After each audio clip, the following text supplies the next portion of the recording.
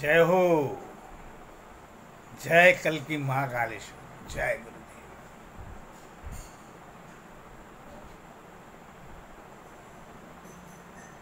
शुभ रहे आज की अमावस।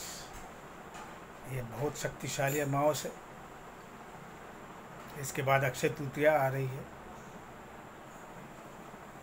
परशुराम जयंती आ रही है।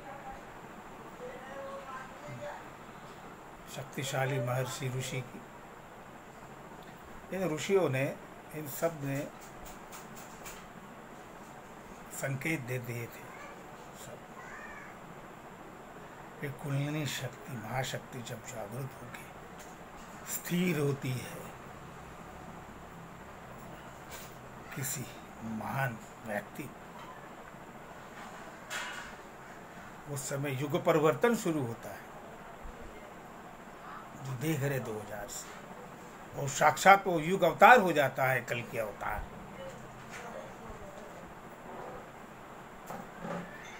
और आज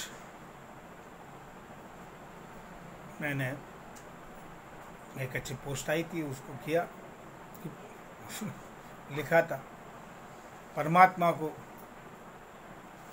एक्शन लेना पड़ा और मंदिर, मस्जिद, चर्च, गुरुद्वारे और जितने भी आध्यात्मिक केंद्र है सबको लॉकडाउन करना पड़ा, इस जताने के लिए कि समझो, इस पीरियड में सत्य को जानो, अंतरात्मा को जागृत करो ध्यान धारणा से, और जानो कल के अवतार आ चुका है, स्वयं मेरे स्वरूप में कार्य कर रहा है।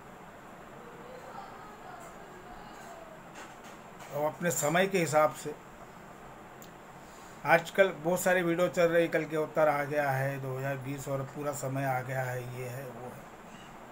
अरे मैं तो कई समय से बोल रहा हूँ, इसके पहले भी कई घटनाएं हुई जिससे समझ में आने को होना था।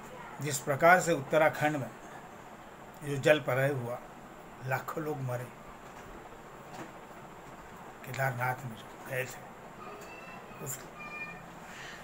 उसके पहले भी सुनामी आई, इंडोनेशिया में पूरा दबा हुआ गया था पूरे विश्व के अंदर। और बहुत सारे ऐसे प्रलय, जल प्रलय सब आए, कंप आए। 2000 से परिवर्तन का कार्य चल रहा है, मगर नहीं समझ में नहीं आ रहा था। आज दुनिया में ये कोरोना स्वरूप सब एक होने के लिए, सब एकाग्र होने के लिए यह परिवर्तन आया है। इस सत्य को जानो, कल के अवतार को स्वीकार करो। नहीं स्वीकार करोगे तो इस प्रकार से ही हानि और कष्ट भोगना होगा और नष्ट होना होगा। सद्गति तो छोड़ो। इसलिए परम सत्ता में परम शक्ति को जानो।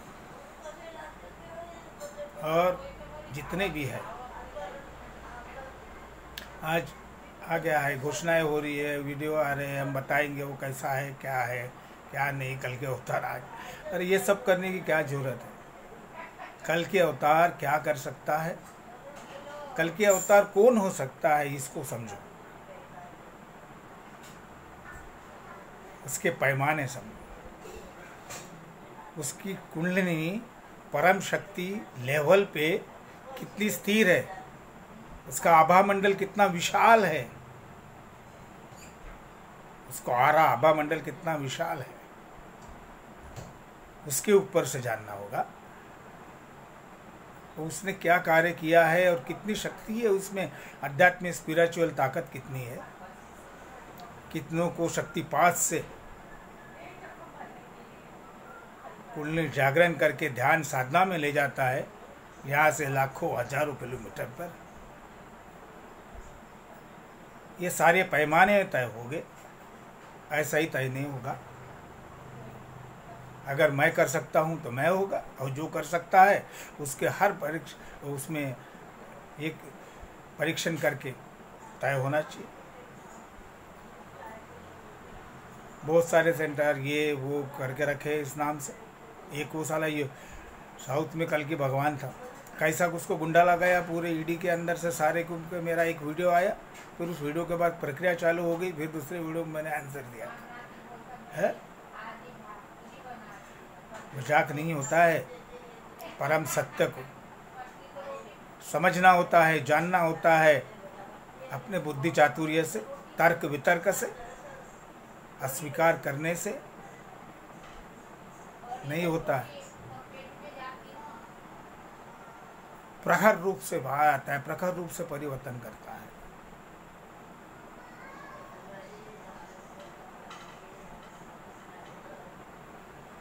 उसको सही लेवल पर समझना जरूरी है,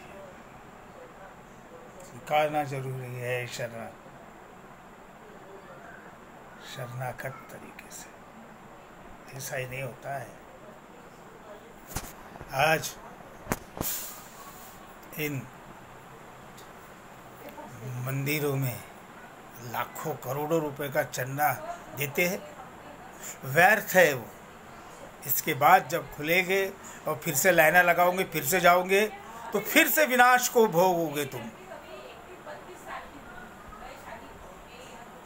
मैं वो चीज़ों को नहीं मानता।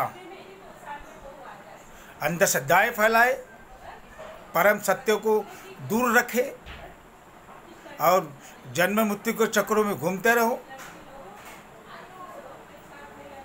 आप देखो ऐसे ऐसे जगहों में जहाँ जहाँ गए वहीं बहुत हादसे हुए, बस के बस डूबे, ये गए वरन कितने कितने हादसे हुए, कितने कितने मरे।